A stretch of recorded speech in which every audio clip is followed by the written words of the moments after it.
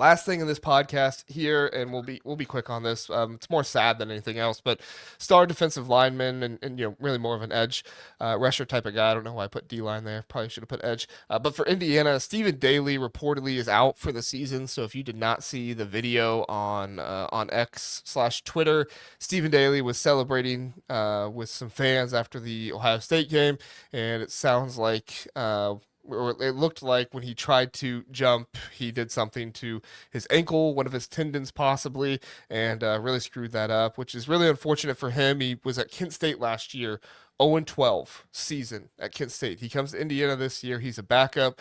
The team goes 13-0. Kellen Wyatt gets injured. He comes in relief of Kellen Wyatt, and he's second in the nation in tackles for loss after only starting for half the season. 19 tackles for loss this season. He's second in the nation, and I mean, this is just devastating news for him. I don't know if it's devastating for Indiana. Definitely don't want to lose your top two, primary edge rusher guys. Obviously, you still got Mikel Kamara on the other side and stuff like that. But it's just very, very sad news. Yeah. Sounds like it's a torn patellar tendon. That's the rumor out there. And if you know anything about that, it's a pretty bad injury to have. And he probably wouldn't be back ready for the NFL draft or anything like Yeah. that. And that would really, really suck for him.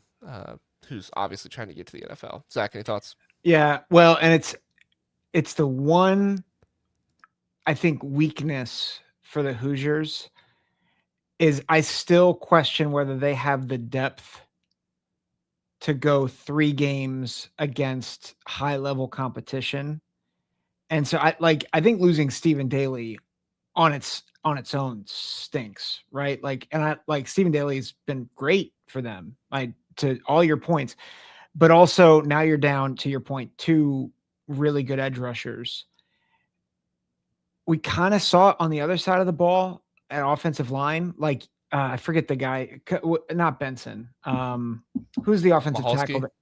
Well, who did Mahalski replace? I'm trying to remember. It was Benson. Yeah. It was Benson. Yeah. So Benson's out. Do they have a tackle that can block? No, because Michalski could not block Caden Curry. As I say, in fairness, he couldn't block Caden Curry. He did fine against Purdue and some other teams, but that's the issue, right? Is they're in the playoffs now. They're not facing Purdue or anybody like that. Right. And my concern now flipping to the other side of the ball, I think the one weakness that Indiana might run into is lack of quality depth. I think their first 22 to 30 can go with anybody and can beat anybody. But if you keep having to go down the depth chart, I think that's where, if you're an Indiana fan, you get concerned, not just for you get concerned for Daley, but you also get concerned about who do we have to replace this guy now?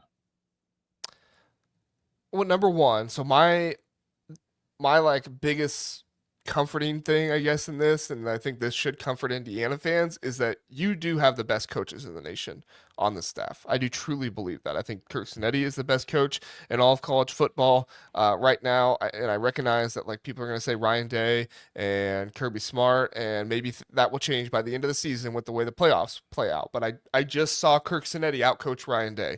And I've seen Curt Cignetti bring this Indiana program up to Ohio State's level from the depths of despair.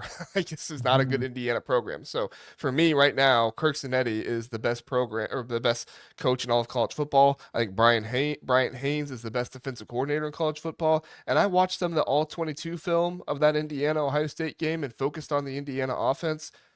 It wasn't just Charlie Becker being good. It wasn't just Fernando Mendoza being good. Now, Fernando Mendoza was huge, don't get me wrong.